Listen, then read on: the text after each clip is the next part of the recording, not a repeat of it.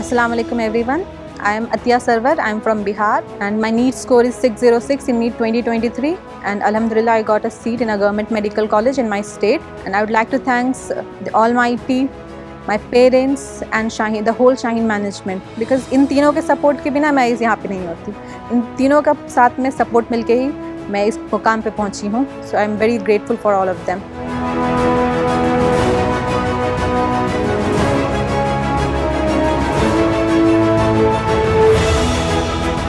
शाहीन में ही रह के मैं सही ट्रैक, मुझे फोर्स किया जा रहा है कि सही ट्रैक पे चलना है. तो आई टोल्ड माई पेरेंट्स कि नहीं मुझे शाहीन ही जाना है and I came back for NEET 2022. Yes and when I came here so many changes has happened like games start हो गए थे और फिर डाउट क्लियरिफिकेशन रात तक रहती थी.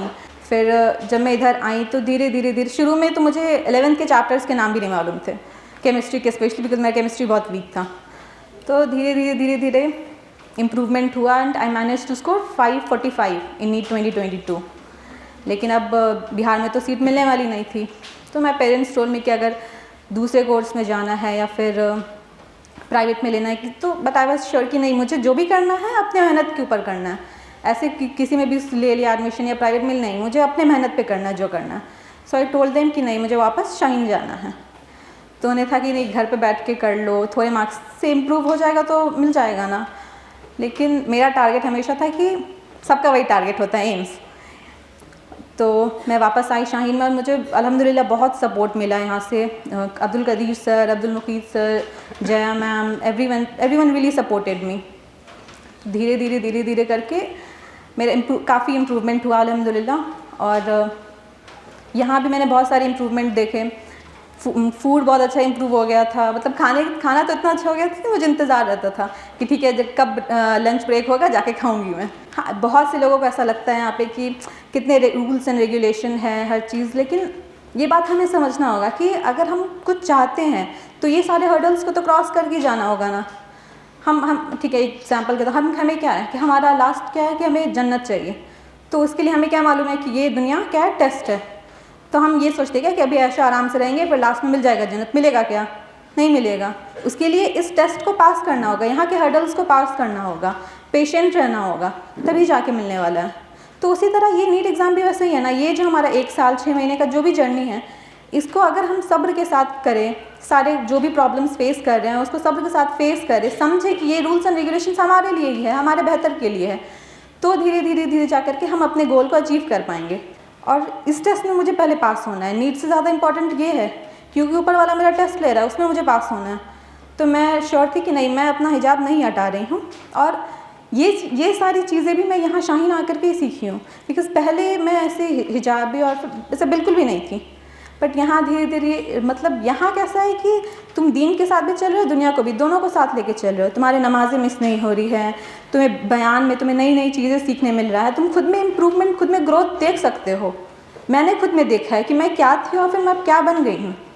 तो I am very thankful for all of that. मेरे पापा हमेशा मुझे ये चीज़ सिखाते कि देखो बेटा असली कामयाबी ये है कि तुम अल्लाह की रज़ा में राज़ी हो, क्योंकि वो जो हम प्लान करते हैं एंड ही प्लान्स और he is the best planner, we all know that. तो वो जो करेगा वो हमारे बेहतर के लिए होगा. हमें अभी नहीं दिखता है, हमें तो इतनी चीज़ें दिखती है पर वो पूरी चीज़ जानता है कि क्या करने से क्या होने वाला है हमारे लिए. तो ये हमेशा सब्र के साथ रहो and with hardship comes ease. तो तुम्हारी मेहनत ज़ाया नहीं जाएगी. तुम अगर सच्चे दिल से मेहनत कर रहे हो तो उसका तुम्हें रिजल्ट मिलेगा देखने के लिए. तो इसीलिए हमेशा एम हाई रखो और ये नहीं सोचो कि अरे मेरे अभी तो 200-300 मार्क्स आ रहे हैं, मैं कैसे 500-600 लेके आऊँगी.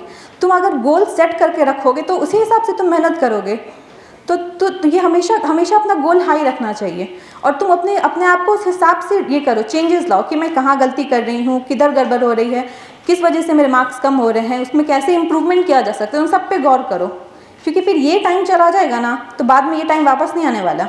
फिर तुम अफसोस करोगे कि अरे उस टाइम मेहनत कर लेना चाहिए था, टाइम यूटिलाइज़ कर लेना चाहिए था, टाइम वेस्ट नहीं करना था. तो इसलिए अभी से अपनी मेहनत जारी रखो और कोई भी बिल्कुल भी वक्त ज़ाया मत करो. और सबसे इम्पॉर्टेंट चीज़, अगर आपको सक्सेसफुल होना है ना तो उसके लिए जो सबसे पहला स्टेप है is to be a good person, a person with a good heart. तुम जब तक एक अच्छे इंसान नहीं हो ना तो तुम्हें असल कामयाबी नहीं मिली है. तो सबसे पहली कोशिश करो एक अच्छे इंसान बनने की. और इंशाल्लाह हिम्मत करेंगे, कोशिश करेंगे तो बिल्कुल कामयाबी ज़रूर मिलेगी। Thank you so much. Doctor बनना सबके लिए ज़रूरी नहीं है। मैं अक्सर बोलता हूँ वही बात बोले, अच्छे इंसान बनो, हॉनेस्ट बनो और दूसरों का से हमदर्दी करने वाले बनो और मेहनती बनो, सादगी पसंद बनो। अगर ये हो जाए तो इंशाल्लाह इसकी बरकत में डॉक्टर भी बन जाएंगे। और जो भी अल्लाह बनाता है, मौका देता है, उसको एक्सेप्ट करना, उसको कबूल करना। वो जानता है कि तुम्हारी भलाई किस में है। कोई डॉक्टर नहीं बनकर कामयाब होता है, कोई डॉक्टर बनकर कामयाब होता है। किसी को लगता है कि हम फेल हो रहे हैं, लेकिन उसी में अल्लाह कामयाबी निकालता है। आप लोग मेहनत करो, 185 डेज़ आपके लिए बाकी हैं, इसका पूरा इस्तेमाल करो और आप एक दूसरे के लिए, अपने लिए, हमारे लिए, सबके लिए दुआ करो और हम इस देश के लिए, इस समाज के लिए, इंसानियत के लिए देने वाले, कंट्रीब्यूट करने वाले बने। हम समाज पे, देश पर बोझ नहीं बनेंगे, हम देने वाले बनेंगे। इरादा कीजिए। बहुत बहुत मुबारक। अस्सलाम वालेकुम।